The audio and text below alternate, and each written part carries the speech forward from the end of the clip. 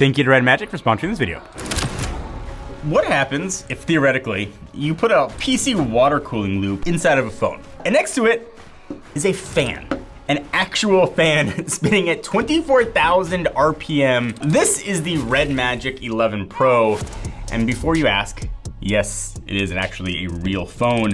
I'm gonna tell you about it, but before I do that, I'm not gonna water cool you with anything else, but I am gonna hopefully get things going with a chance to win $500. My favorite thing to do in these videos, a chance to give back. Leave me a comment down below. Tell me the first game you would play on your brand new RedMagic. Here's a way to contact you, either in the comment or on our YouTube page. Watch the video all the way through, give it a thumbs up, let it run for 10 days, open to anyone in the world. All the information you need for that though, way down below. So back to that liquid cooling. This is what it looks like. That is not animated. We didn't put this into Sora or Grok or any of that stuff. This is like real. That coolant is actually circulating through the phone right now. And if you're thinking, that sounds insane, and also who's RedMagic? They've been building towards this for years. In fact, RedMagic first put a fan in a phone back in 2019, and then liquid metal cooling. Each generation trying to create, I think, something crazier. It seems like a bet that a bunch of engineers had. Like, could we do this? And this one, they went full PC water cooling loop. And after using it as my main phone for a week, I am not sure how this phone is not a disaster. But it's not, it actually works. So first, the design. And look, I'm just gonna say it. The phone looks ridiculous, I think in a really good way. It's got this flat back, like completely flat, no camera bump, which in 2025, feels like actually finding a payphone. In fact, it's so flat, watch this. But try that with any other phone. It glides like an air hockey puck on the table. And if you just put it on a table and you push on the sides, there's no wiggle, which is really nice. It's not like revolutionary, but with these phones with gigantic camera bumps, I thought it was kind of cool. And the transparent back, I think, is probably the highlight feature here too. There are different options. One's called Night Freeze and one's called Sub-Zero, different colors, but you can see the liquid cooling loop doing its thing. There's also, as you would probably expect at this point, RGB lighting around the fan, the logo, and the edges. This phone is trying aggressively to not be subtle. But despite having vents, lights, and a literal fan inside, it's actually IPX8 water resistant. I do not know how they pulled it off. So I can literally see inside the phone and stick my finger inside the phone. But I did stick it under a faucet just to see if they were lying, and the phone still works. So I guess you can take that as verifiable. There's also a headphone jack. And in 2025, I tend to forget that those things existed, but it's there. If you want to plug something in, you want that high quality audio, you've got that option. The build quality feels like a take. I guess you'd expect by something with actual liquid cooling inside of it. Brushed aluminum on the sides, premium glass. It's not a light phone, it weighs about 230 grams, but it feels serious. Like if you threw this at somebody, this is how I gauge how sturdy a phone feels, it would do damage. Honestly, I didn't really care about any of that because as I kept using it, I just kept waiting for the phone to fail. Like something to go wrong with it or things not to work. And I'm gonna talk about that. But inside, you got pretty beastly specs. First of all, flagship processor, Qualcomm 8 Elite Gen 5, which is a beast processor, clocked to 4.6 gigahertz with 24 gigs of RAM and a terabyte of storage, actually UFS storage, so crazy fast. Here are the Geekbench stores if you care for CPU and GPU. These are laptop numbers. This is a flagship processor, insanely fast, but specs mean absolutely zero for a phone. The end user experience matters. And those scores matter even less if a phone with liquid cooling is gonna overheat and throttle. And that is where I expected this phone to fall apart. So the Aqua Core cooling system uses a liquid metal heat spreader in a massive vapor chamber, and also fluorinated liquid loop. The same stuff they use in AI server racks, circulating through the phone. You have a pump that keeps it moving, while that 24,000 RPM turbofan is literally blowing heat out the side, which is insane to feel a fan pushing out air on a phone.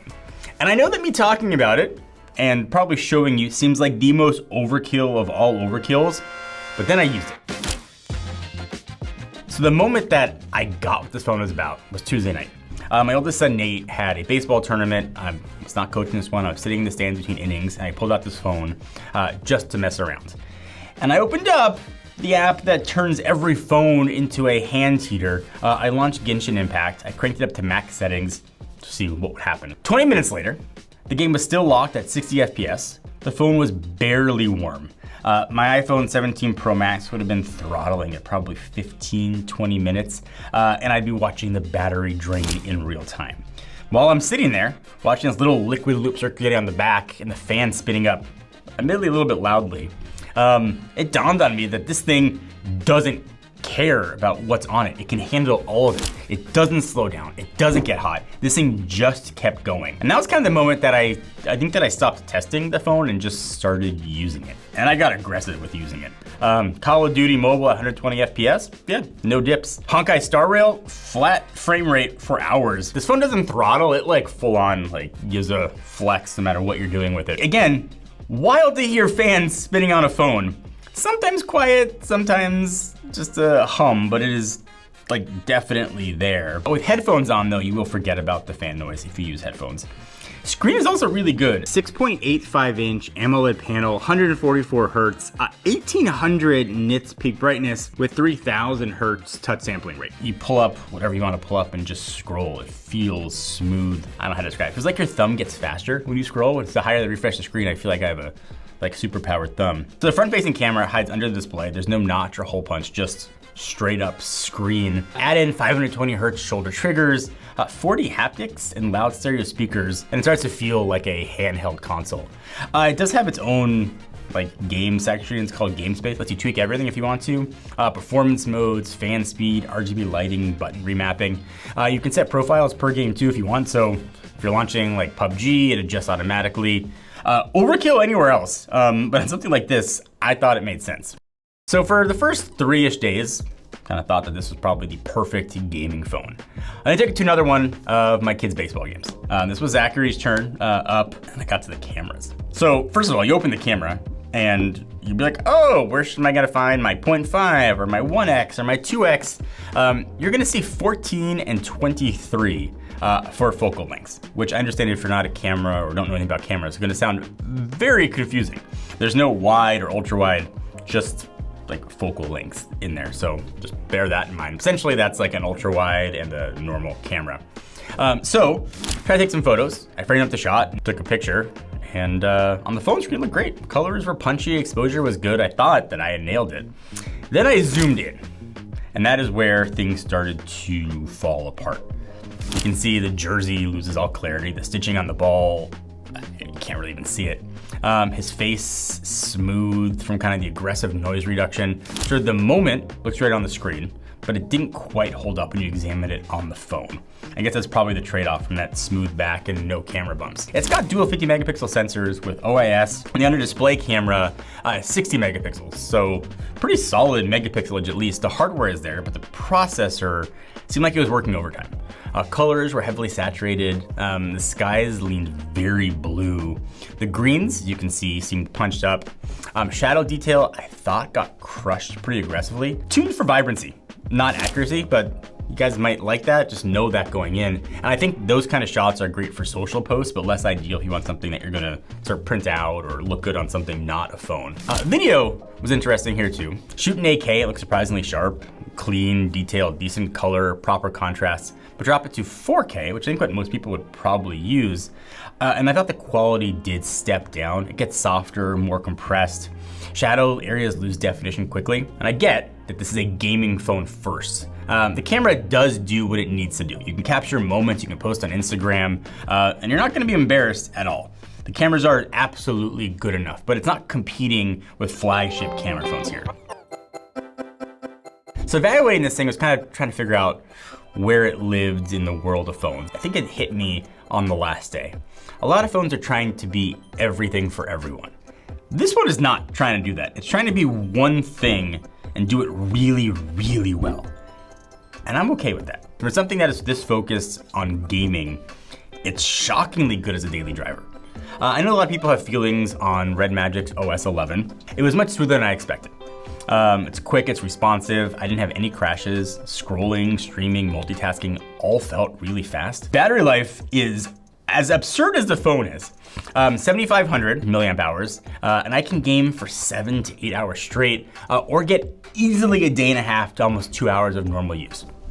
My iPhone 17 Pro gives me maybe 6-ish hours screen time. This thing just keeps going. It's got Wi-Fi 7, Bluetooth 5.4, NFC, a really good in-display fingerprint sensor.